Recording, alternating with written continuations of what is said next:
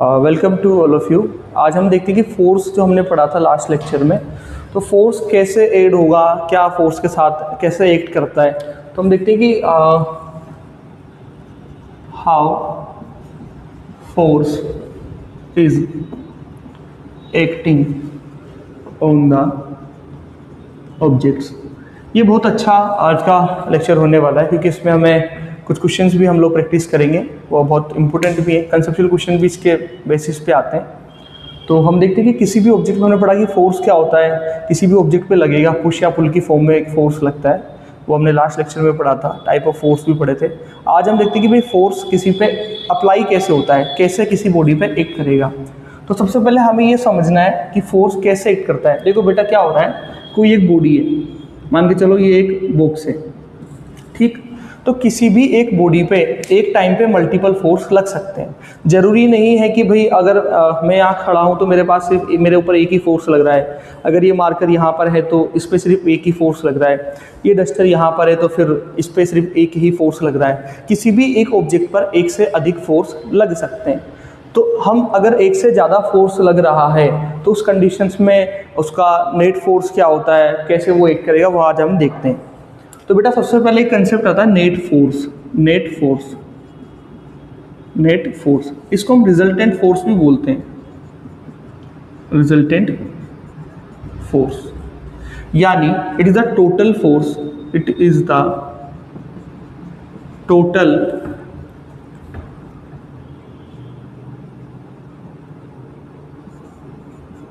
Net force acting on the body. यानी ये total वो फोर्स है बेटा जो बॉडी पे लग रहा है। अब कैसे एक फोर्स लगता है, मान के चलो ये एक बॉक्स है, इसको मैंने इधर से धक्का मारना शुरू किया। हाँ, एक और चीज़ हम आपको ध्यान रखनी है कि जो फोर्स होता है, जैसे हमने पढ़ा कि डिस्टेंस जो होती है उसकी यूनिट मीटर में होती है, वेलोसिटी की मीटर पर सेकंड होती है, फिर फोर्स की जो यूनिट होती है वो होती है न्यूटन। क्या होती है? न्यूटन। इसको हम एन से भी रिप्रेजेंट करते हैं, ठीक है। तो बेटा मान के चलो किसी भी एक बॉक्स पे 5 न्यूटन का फोर्स है, वो वर्टिकल डायरेक्शन में लग रहा है। 5 न्यूटन का फोर्स है वो हॉरिजॉन्टल डायरेक्शन में लग रहा है, और उस डायरेक्शन में हम इसको धक्का दे रहे हैं। मान के चलो ये एक ऑब्जेक्ट है, इसको मैं 5 न्यूटन के फोर्स से उधर धक्का दे रहा हूँ। 5 न्यूटन के फोर्स से मैं इस डिब्बे को इस डायरेक्शन में पुश कर रहा हूँ, क्योंकि फोर्स मैंने बताया था किस फॉर्म में लगेगा, या तो मैं पुश कर सकता हूँ या पुल कर सकता हूँ, या तो मैं उसको खींच सकता हूँ या फिर उसको धक्का दे सकता हूँ। दो चीज़ें। 5 न्यूटन का डिब्बा है, इसको मैं सीधा यूँ पुश करता हूँ। दूसरा क्या हो सकता है, इधर आ गया मैं, अब ये डिब्बा इधर है, तो 5 न्यूटन के फोर्स से मैं इसको पुल कर सकता हूँ, क्योंकि फोर्स लगाने के दो ही तरीके हैं, पुश या पुल। तो बेटा अगर मान के चलो ये 5 न्यूटन का फोर्स लगाया, मेरे साथ मेरा दोस्त भी आ गया, उसने कहा कि सर चलो नवल भैया साथ में फोर्स लगाएंगे, तुम भी लगाओ। तो 2 न्यूटन का फोर्स से ये भी इसने कहा कि आपकी मैं मदद कर देता हूँ और मैं भी थोड़ी मदद कर देता हूँ। तो उसने भी कोशिश की, हम दोनों इधर से धक्का इसको दे रहे हैं।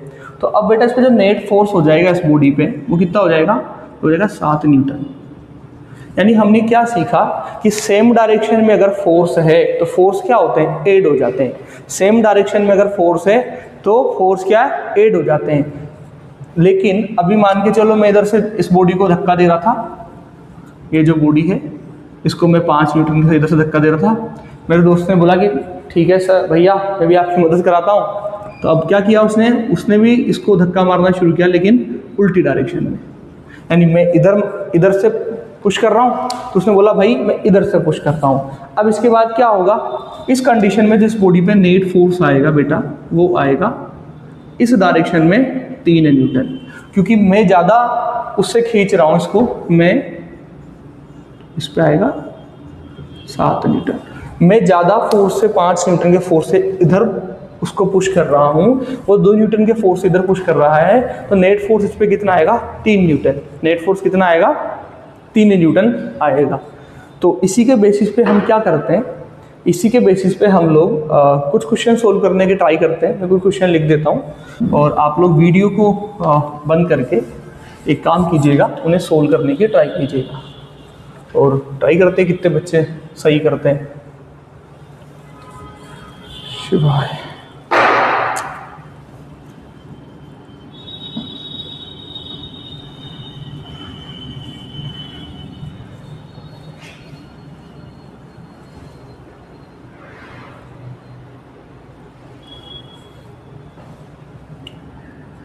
ट्राई करते हैं इसमें। मैं क्वेश्चन लिख देता हूँ। पहला क्वेश्चन ये है कि एक बॉडी है, इस पे मैं इस डायरेक्शन में 5 न्यूटन का फोर्स लगा रहा हूँ, ठीक। दूसरा क्वेश्चन लिखिए भैया, ये बॉडी है, मैं इस पे इस डायरेक्शन में 7 न्यूटन का फोर्स लगा रहा हूँ और इधर लगा रहा हूँ मैं 3 न्यूटन का और, ठीक। इसमें मैं नीचे लगा रहा हूँ 2 न्यूटन का फोर्स। तीसरा क्वेश्चन लिखते हैं, ये बॉडी है 3 न्यूटन, इस डायरेक्शन में 8 न्यूटन। ये बॉडी है, इधर 9 न्यूटन का फोर्स और इस डायरेक्शन में लगा रहे हैं हम लोग 3 न्यूटन का फोर्स। और एक और क्वेश्चन करते हैं।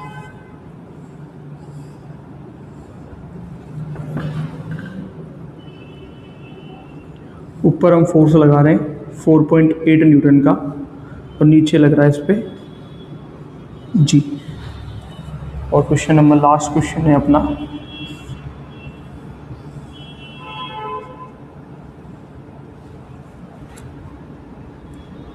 इस डायरेक्शन में मैं 7 न्यूटन का फोर्स लगा रहा हूँ और इस डायरेक्शन में भी मैं 7 न्यूटन का फोर्स लगा रहा हूँ। तो आपको ये बताना है कि इस पे जो टोटल नेट फोर्स आएगा वो कितना आएगा, टोटल नेट फोर्स आएगा वो कितना आएगा। तो 1 मिनट आप इसको लिख लीजिए और ट्राई कीजिए सोल्व करने की। इस पे जो फाइनल फोर्स आएगा, नेट फोर्स, वो कितना आएगा।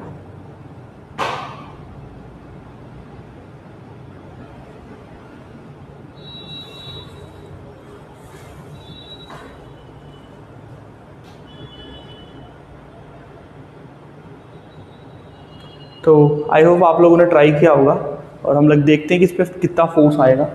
तो सिंपल है, ये तो क्या था कि 5 इस डायरेक्शन में, 3 भी इस डायरेक्शन पे, इस बॉडी पे टोटल जो नेट फोर्स आएगा वो 11 आएगा इस डायरेक्शन में। दूसरा, इसमें भी आप देखिए 8 इधर है, सॉरी 5 और 3 8 न्यूटन आएगा। इसमें देखिए 3 न्यूटन का भी इस डायरेक्शन में इसको खींचा जा रहा है, 8 न्यूटन भी इधर खींचा जा रहा है, तो 11 न्यूटन का फोर्स इस डायरेक्शन में इसमें लगेगा।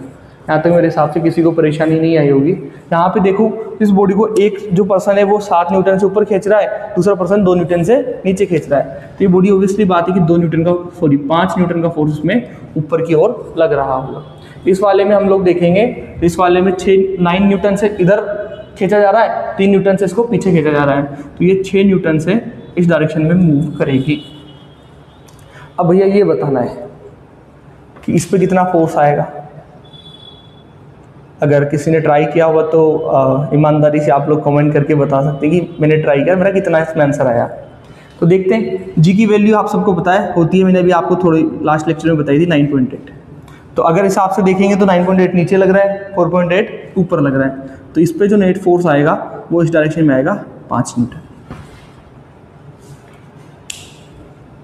अब लास्ट क्वेश्चन किसने किया है वो बहुत इंपॉर्टेंट है कि लास्ट क्वेश्चन में किस डायरेक्शन में फोर्स आएगा और ये जो बॉडी है ये किधर मूव करेगी। इसका मतलब ये डिब्बा कहाँ जा रहा होगा, नीचे गिर रहा होगा, ये डिब्बा ऊपर जा रहा होगा, ये डिब्बा इधर जा रहा होगा, वो डिब्बा उधर जा रहा होगा, ये डिब्बा भी उधर जा रहा होगा। बोलेंगे सर सारे डिब्बे उधर ही जा रहे हैं, तो कोई डिब्बा तो किधर दूसरी जगह भी जाना चाहिए। चलो ये बताइए भैया कि ये वाला जो बॉक्स है ये किधर मूव करेगा। अगर एक पर्सन इसको 7 न्यूटन से ऊपर खींच रहा है, एक पर्सन इसको इधर खींच रहा है, तो ये किधर मूव करेगा। तो पहला ऑप्शन है अपने पास कि कहीं नहीं जाएगा, यानी ये रेस्ट में रहेगा। डिब्बे ने बोला भाई मैं नहीं जा रहा कहीं भी, मेरा मन नहीं है। दूसरा, उसका मन किया चल ऊपर वाले के पास चला जाता हूँ, तो ऊपर जाएगा।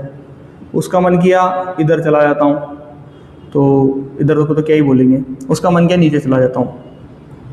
किन्हीं का इन 3 में से आंसर आया क्या। अगर आपका इन तीनों में से आंसर आया बेटा तो आप के तीनों आंसर गलत है। अब ये डिब्बा पता है कहाँ जाएगा, ये डिब्बा बेटा इन दोनों के बीच जाएगा, क्योंकि ये भी इसको खींच रहा है, ये भी इसको खींच रहा है, ये भी इसको इधर इधर चाह रहा है, इधर चाह रहा है। तो डिब्बा बोलेगा चलो तुम दोनों की बात मान लेता हूँ, मैं बीच में चला जाता हूँ।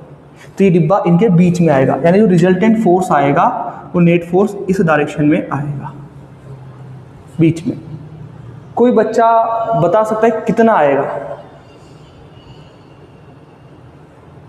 अब एक काम करते हैं, मैं इसको मिटा देते हैं, इसी वाले केस को ले लेते हैं। इसके बाद एक केस और लेना है जिसमें हम इस लेक्चर को करेंगे, एक छोटा टॉपिक और है, उसके बाद में करेंगे।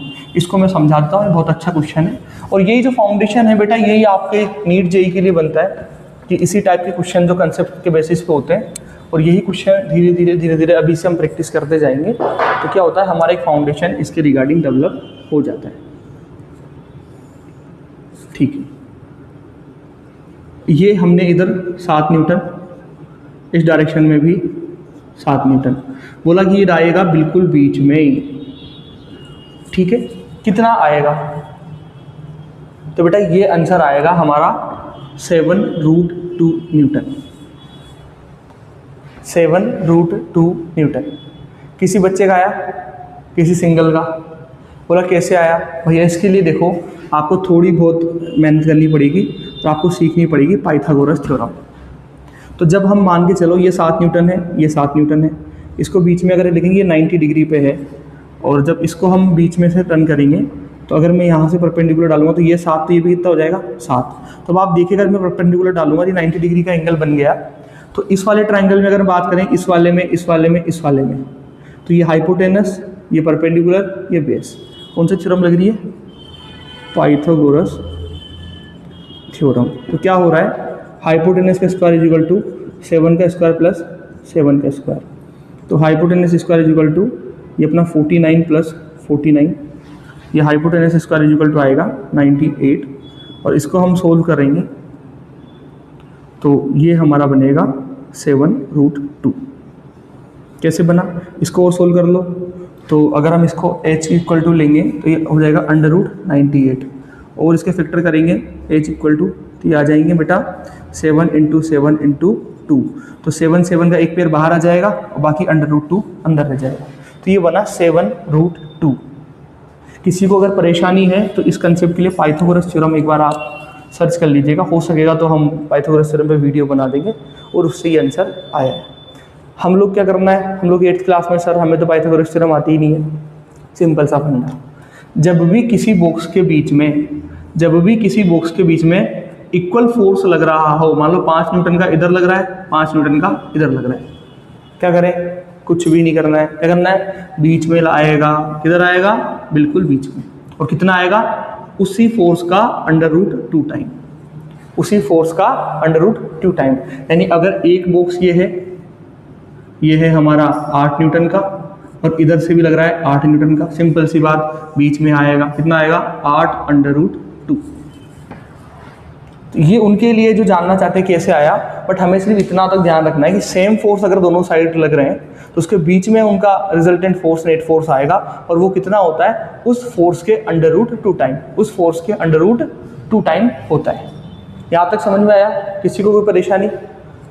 अब थोड़ा सा इसको अगर चाहते हो तो देखते हैं। एक और चीज़ बता देता हूँ, मतलब थोड़ा ध्यान रखना, एक्सप्लेन तो क्या ये भी कर पाएंगे, बट ऐसा है कि ध्यान से सुनिएगा, आपके में है भी नहीं, सुनो। अगर मैंने बोला कि भाई 7 न्यूटन का फोर्स सर इधर था, ठीक, और अगर 7 न्यूटन का फोर्स इधर होता तो सिंपल सा कंसेप्ट है, बिल्कुल बीच में ले जाओ और कितना कर दो, 7√2, कितना कर दो, 7√2। लेकिन अगर मैंने क्या किया, अभी बताओ भैया, अगर मैंने इस फोर्स को 7 की जगह कर दिया 9, या मान के चलो मैंने इस फोर्स को, उधर 9 है, इधर 9 करूंगा तो बीच में आएगा, इधर मैंने इसको कर दिया 15, तो अब रिजल्टेंट किधर आएगा और कितना आएगा, ये थोड़ा सा आपको मेहनत करनी पड़ेगी आने में। तो ये आई थिंक 8th में है, NCERT में तो नहीं है। तो आपको बस इतना सा बता देता हूँ कि रिजल्टेंट किधर आएगा, जिस डायरेक्शन में फोर्स की वैल्यू ज़्यादा है, जिस डायरेक्शन में फोर्स की वैल्यू ज़्यादा है, किधर ज़्यादा है, 15 वाली साइड, किधर ज़्यादा है, 15 वाली साइड। तो हमारा जो रिजल्टेंट जो पहले बीच में आ रहा था बिल्कुल सेंटर में, वो 15 वाली साइड शिफ्ट हो जाएगा। किधर आ जाएगा बेटा, 15 वाली साइड आ जाएगा, 15 वाली साइड आ जाएगा। वैल्यू आप ट्राई कीजिएगा निकाल के। बाकी ये ध्यान रखना, आवश्यकता इतनी है नहीं कि जिधर डायरेक्शन में जिधर फोर्स ज़्यादा है उधर आ जाएगा।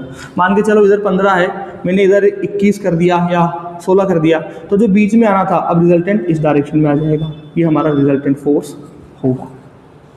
ओके, एक क्वेश्चन मैं तुम्हें घर के लिए दे देता हूँ, ठीक है, और उसको ट्राई करना सोल्व करके, उसको मैं घर के लिए दे देता हूँ, और बनता है नहीं बनता है उसके बाद एक छोटा सा टॉपिक और है, उसके बाद हम इस वीडियो को यहीं क्लोज करते हैं।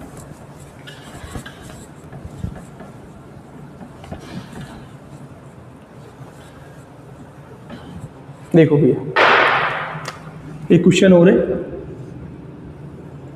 इसको आप घर पे अभी ट्राई कीजिएगा।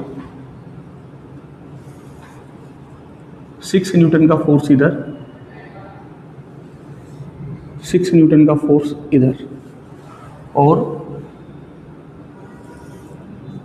6√2 न्यूटन का फोर्स इस डायरेक्शन में। अब ये बताना है कि ये जो बॉक्स है ये किधर मूव करेगा। इस डायरेक्शन को नाम दे देते हैं हम लोग, कुछ भी नाम दे देते हैं। जैसे मेरा नाम नवल है तो इसको N नाम दे देते हैं, इसको A नाम दे देते हैं, इसको V नाम दे देते हैं, इसको L नाम दे देते हैं। तो अब आपको ये बताना है कि ये N में जाएगा, A डायरेक्शन में जाएगा, V डायरेक्शन में जाएगा या L डायरेक्शन में जाएगा, ठीक। तो इसको आप ट्राई कीजिएगा, है ना। और हम लोग जो अब नेक्स्ट टॉपिक है, एक छोटा सा टॉपिक और है, वो कंप्लीट कर लेते हैं। वो है बैलेंस्ड और unbalanced force, balanced and unbalanced force. इसके बारे में आप और डिटेल में 9th में पढ़ेंगे। एक्चुअली बैलेंस्ड फोर्स क्या होता है? When net force on an body is 0, it is called balanced force. यानी अगर कोई एक बॉक्स है, उस पर 5 न्यूटन का फोर्स इधर से लग रहा है, इसके अपोजिट में सेम 5 न्यूटन का इधर लग रहा है, तो कितना आ जाएगा? 0। 5 से कोई उधर खींच रहा है, 5 से कोई इधर खींच रहा है, मान के चलो और ज़्यादा फोर्स भी लग रहा है, 7 से कोई ऊपर खींच रहा है, 7 से नीचे खींच रहा है, यानी ये बॉडी कहीं भी मूव नहीं करेगी। इस पर जो फोर्स जो नेट है वो कितना है? 0। इस पर नेट फोर्स कितना है? 0। यानी जब किसी एक बॉडी पर टोटल फोर्स 0 हो, नेट फोर्स 0 हो, यानी उस पे जब जितने भी फोर्स लग रहे हैं वो इक्वल एंड अपोजिट डायरेक्शन में हो, यानी कोई 6 का इधर लग रहा है तो 6 का उधर भी लगना चाहिए, कोई फोर्स ऊपर लग रहा है तो वही फोर्स नीचे भी लगना चाहिए। उस कंडीशन में उस बॉडी पे टोटल फोर्स हो जाएगा 0, यानी वो बॉडी कहीं भी मूव नहीं करेगी, वो बॉडी रहेगी रेस्ट में, वो बॉडी रहेगी रेस्ट में। जैसे मान के चलो 5 से कोई इधर खींच रहा है तो 5 से कोई इधर खींच रहा है, कहाँ जाएगी? कहीं नहीं जाएगी। ये वाला लो, 7 से कोई ऊपर खींच रहा है और 7 से कोई नीचे खींच रहा है, कहीं नहीं जाएगी, वहीं रुकी रहेगी। तो जब बॉडी मूव नहीं करेगी उस कंडीशन में हम उस फोर्स को बोलेंगे बैलेंस्ड फोर्स। और अनबैलेंस्ड फोर्स क्या होगा बेटा? सिंपल सा है कि जब when net force on a body is not 0, तो यानी यही सेम लाइन लिख देते हैं, when net force on an body is not 0। तो यानी फोर्स नेट जो है वो 0 के इक्वल नहीं है। जैसे मान के चलिए ये एक बॉक्स है, 5 न्यूटन से इधर तो 2 न्यूटन से इधर। अब बॉडी कहाँ जाएगी? अब बॉडी 3 न्यूटन से आगे जाएगी। कोई नीचे 9 न्यूटन से खींच रहा है, ऊपर 2 न्यूटन से खींच रहा है, तो बॉडी कहाँ जाएगी? बॉडी 7 न्यूटन से नीचे जाएगी। यानी इस कंडीशन में जो टोटल फोर्स बॉडी पे है वो 0 नहीं है, कोई ना कोई फोर्स की वैल्यू आ रही है, तो वो उसको हम बोलेंगे अनबैलेंस्ड फोर्स। यहाँ पर नेट फोर्स 0 नहीं होगा, ठीक है। तो आज का हमारा लेक्चर है वो यहीं तक था। हमने आज पढ़ा कि फोर्स कैसे बॉडी पे एक्ट करता है। अगर सेम डायरेक्शन में फोर्स होगा, फोर्स इन सेम डायरेक्शन, तो वो क्या होगा? प्लस होगा। फोर्स जो है अपोजिट डायरेक्शन में क्या होगा? माइनस होगा, माइनस होगा। यानी सेम डायरेक्शन में अगर फोर्स लग रहे हैं तो वो प्लस में आएगा, और अपोजिट में एक फोर्स इधर एक फोर्स उधर लग रहा है तो वो दोनों आपस में माइनस हो जाएंगे। कोई दिक्कत?